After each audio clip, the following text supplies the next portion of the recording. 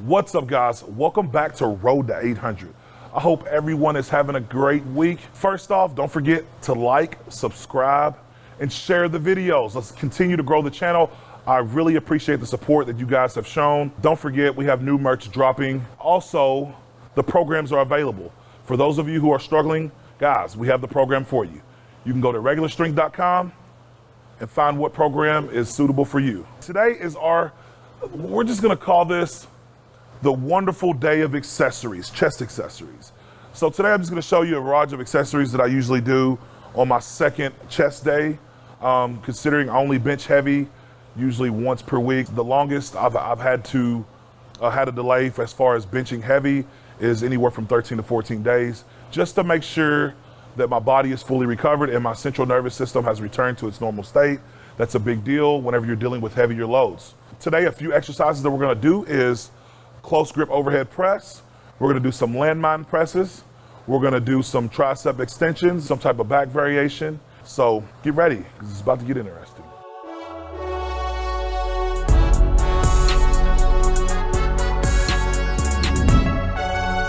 Over the past few weeks, the mission has been to continue to work on stability and build my triceps. I had talked to the GOAT of powerlifting, one of the godfathers, Ed Cohn. And that's one thing that he kept reiterating over and over again. He's like, close grip overhead presses. And I'm like, close grip overhead presses? For some reason, I just never thought about close grip overhead presses. But a great way to build your triceps, something different. We're gonna get started and we're gonna get them, we're gonna do some work today, like hard work.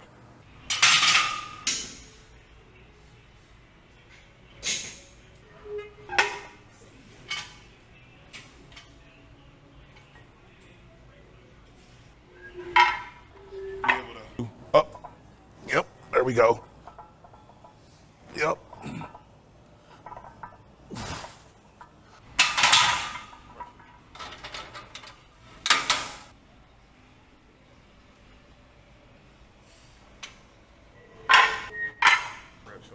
I've done, I don't know, we'll find out today, but I've done seated, I've done 495 for reps. So I've never done a 1 rep max just on seated press though, because it's always been me by myself or somebody who I didn't trust to do that. So, but standing, I've done 405 standing for I think like 3 or 4. Come on, ready? 1, 2, up, my weight.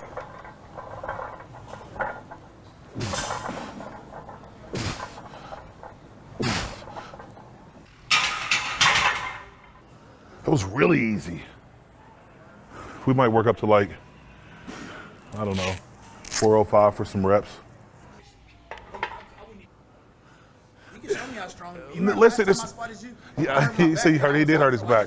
So listen, the last time Ben spotted me, I think I was lifting like 725 or something like that. I can vouch. He had his belt on and he strained his back. Ready? 1, 2, up. Out, I got it.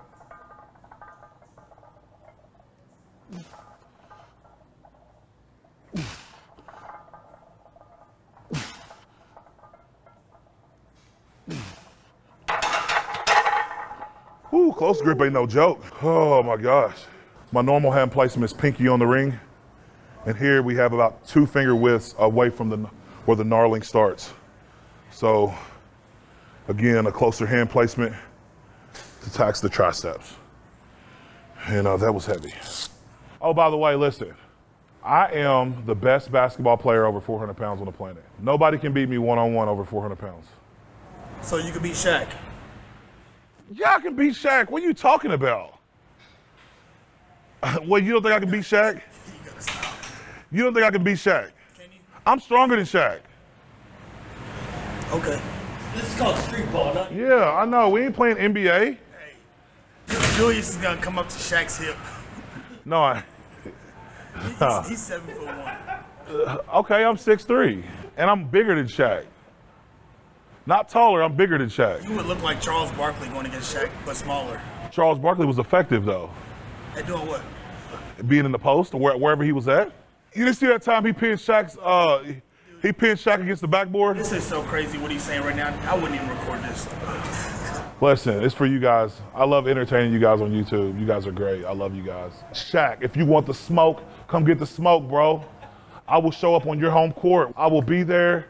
I am the greatest 400-pound basketball player. I grew up in the N1 era. I can cross you over. I can step behind the arc. I can shoot a three. You've seen by the way I pulled. You can always tell by the way somebody shoots a basketball is how they play without a basketball. So, you know, follow through. I'm good. I want the smoke. Last set. Ready, 1, 2, up, out, my weight.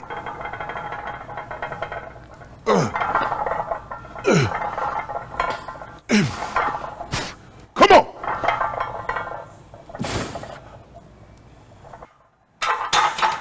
That's some good control right there. Nobody has more control with me when it comes to overhead press. Nobody. Is that the type of stuff you like to see, me call out people and be cocky and arrogant? Let's go! So here we have standing landmine press. Again, this variation is great for shoulder development and again, building your triceps. I love overloading with these. I work up to anywhere from 4 to 5 plates. Today we're gonna stay in the optimal rep and set range.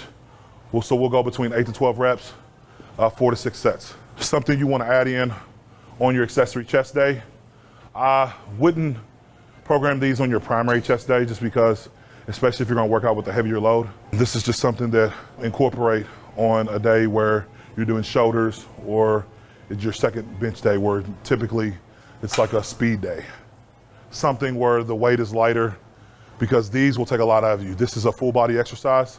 When the weight is heavy enough, you'll have to utilize leg drive. Of course, you gotta brace your core and you'll use basically every muscle in your upper body and back. So right here, you wanna stagger the foot placement.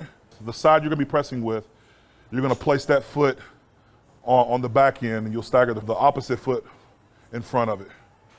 Help you get leverage. I like to place my hand on my stomach right here to kind of brace and make sure my core is tight. And we're just going at a 45, basically, and we're gonna drive.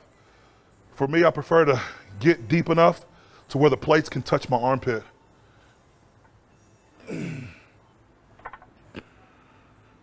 Beginners and newbies, dog, just start out with a plate until you get used to the movement.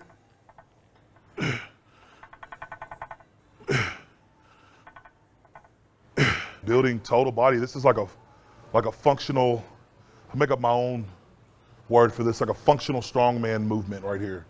Being able to pick the weight up, get it up, and press it and set it down without basically jackhammering the floor with this heavy weight.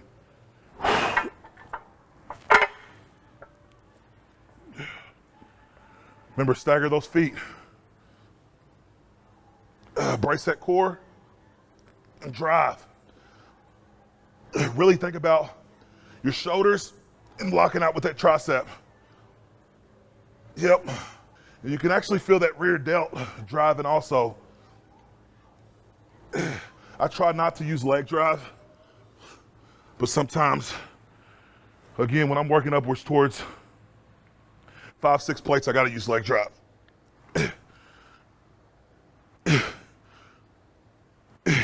So here, these are the JM. I call these the Julius Maddox push-ups. They're a mixture between piston push-ups and just normal push-ups, but I prefer to do a shorter range of motion, starting out pre-fatiguing the muscles, and then finish up locking out while my muscles are fatigued. That way we can continue to recruit more muscles, get more muscle recruitment out of my triceps. Just these short bursts, and then the last 6 to 8 reps we'll do full lockouts. The whole point is basically like keeping your muscles, keeping your chest under tension, no time to rest.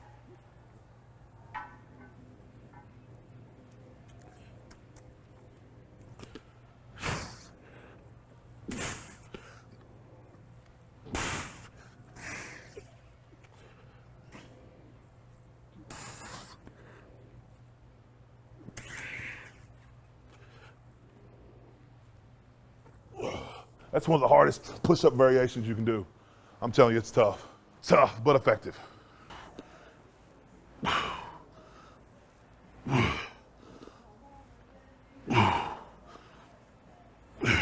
when it comes to push-ups and your hand placement, you want to place, everybody's different, understand that.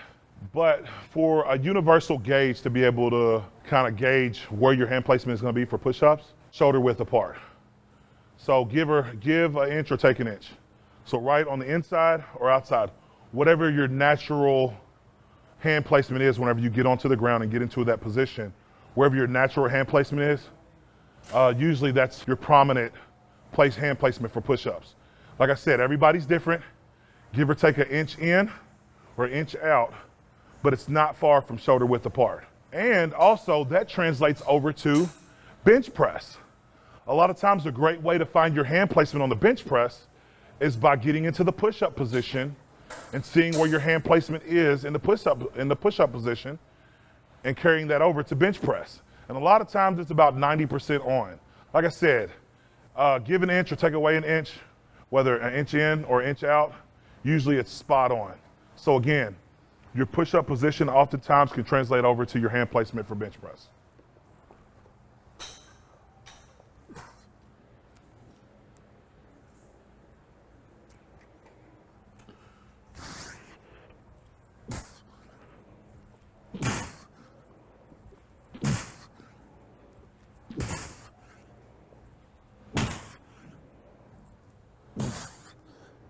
You see me doing these piston push-ups. Some people will make fun of them, some people laugh. I've had people laugh and tell me I look like a joke and all this stuff until they've tried it and seen how effective they are and how much they tax your body, right? So I had a guy call me out about doing a tricep push down. Oftentimes people get a tricep extension confused with a tricep push down or vice versa. The difference between a tricep push down and a tricep extension is your body is positioned over your foot placement and your elbows are flared out. You're pushing the weight down. That is a push down. Oftentimes when you're doing a push down, you can have a heavier load. And the reason why your body position is like that is for optimal leverage. As simple as that. All right, push-ups, let's go.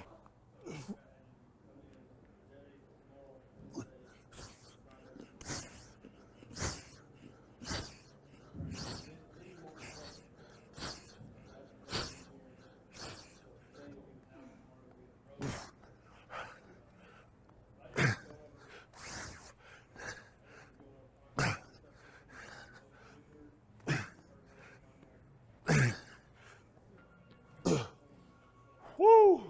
Thank you guys for tuning in. I hope that some of the topics that we talked about today was very helpful. I'm open for any constructive criticism, always. I'm not above it.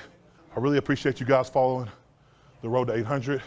If you have any questions or if there's something that you would like for me to talk about, drop a comment. Again, don't forget we got programs available, 6-week hypertrophy, 8 and 12-week peaking programs. We got more coming, and also the new merch is about to drop. So be on the lookout for that. Again, don't forget to like, subscribe, and share the videos. Let's go.